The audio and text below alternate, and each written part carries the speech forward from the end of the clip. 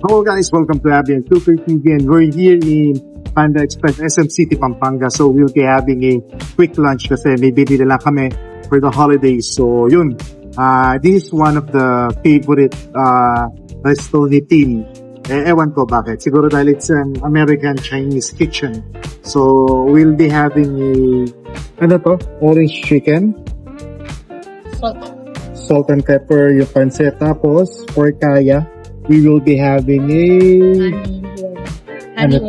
honey walnut shrimp. Yan, sige. So, kung mapasin nyo, na-vlog na rin namin yung Panda Express, pero ito yung na-vlog namin is Shell and Lex northbound. So, right now, we're here in SM Pampanga. So, tikman natin. Oh, no. Ito, I guess, chow fan. Wow. Alam mo ano, may Chinese flavor talaga. Soup.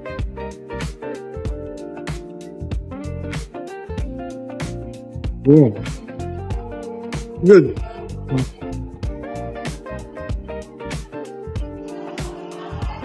Kainin ko lang ulit to. Bago nga sa inyo, quick lunch lang kami kasi may nahabog kaming oras. Kasi every Saturday night, we're attending the Holy Mass. So, kailangan makarating kami before 6 o'clock sa Bulacan.